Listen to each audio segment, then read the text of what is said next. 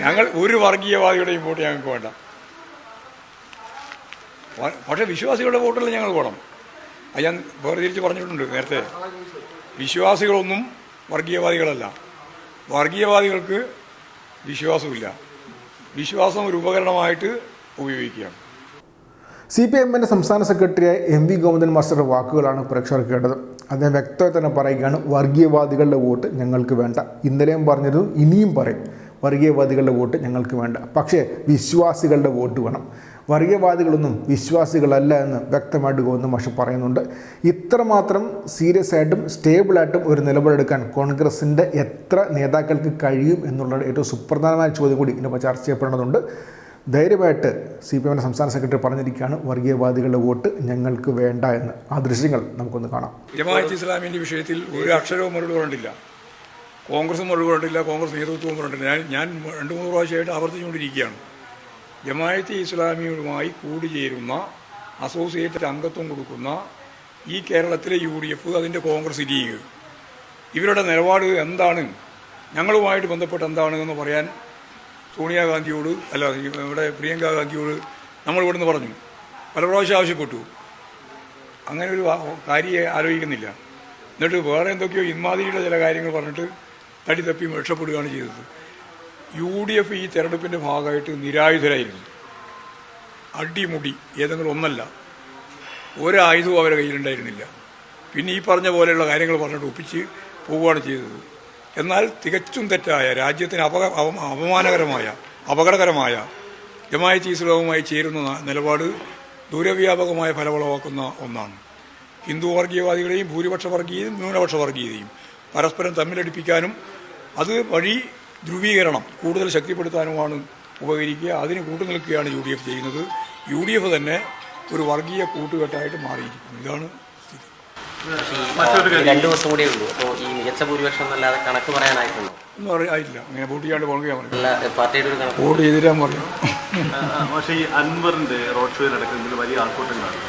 ഈ അൻവറിനെ പറ്റി പ്രതികരിക്കുന്നില്ല. അൻവർ ഞങ്ങൾ ഇതിൻ്റെ അതൊരു പ്രശ്നമുള്ളതല്ല. ഈ ഇലക്ഷനിൽ അൻവർ ഞങ്ങളെ സംബന്ധിച്ചിടത്തോളം ഒരു പ്രശ്നമേ അല്ല.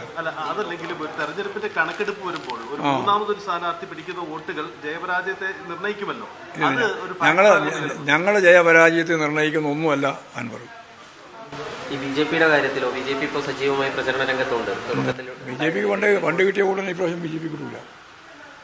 മുമ്പ് കിട്ടിയ BJPക്ക് BDS-നും കിട്ടിയ പാരമ്പര്യം ഉണ്ടല്ലോ, അത് ഇപ്രാവശ്യം കിട്ടൂല. അത് അവരോട് ചോദിക്കേണ്ടതാണ്. നിങ്ങൾ ആക്കിയാ കൊടുക്കാൻ നിങ്ങൾ ചോദിക്കുന്ന അവർ പറഞ്ഞു തന്നെങ്കിലും അത് നോട്ടില്ലേ.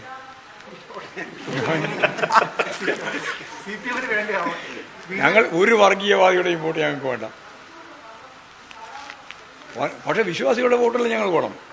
അത് ഞാൻ വേർതിരിച്ച് പറഞ്ഞിട്ടുണ്ട് നേരത്തെ.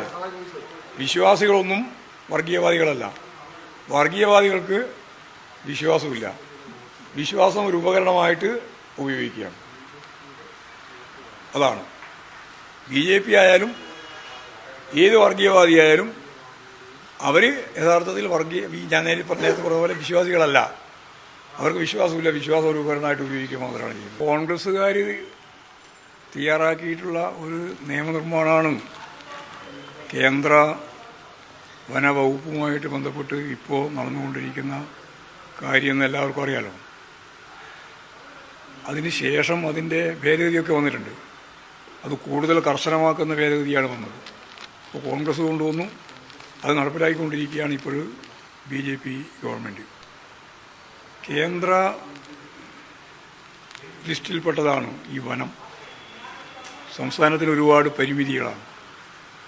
എന്നാൽ ആ പരിമിതിക്കകത്ത് നിന്നുകൊണ്ട് വന്യമൃഗങ്ങളും നാടൻ പ്രദേശങ്ങളിലേക്ക് ഇറങ്ങാതിരിക്കാൻ ആവാസ കേന്ദ്രത്തിൽ, അതിൻ്റെ നമ്പർ ഇങ്ങനെ വർദ്ധിച്ചുകൊണ്ടിരിക്കുകയാണല്ലോ, ആവാസ കേന്ദ്രത്തിൽ അതിന് ആഹാരം കിട്ടത്തക്ക രീതിയിലുള്ള നിലപാട് സ്വീകരിക്കുക.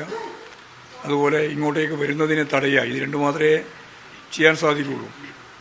അതിൻ്റെ ഒരു പ്രൊജക്റ്റ് കേന്ദ്ര ഗവൺമെൻറ്റിന് നൽകിയതാണ്.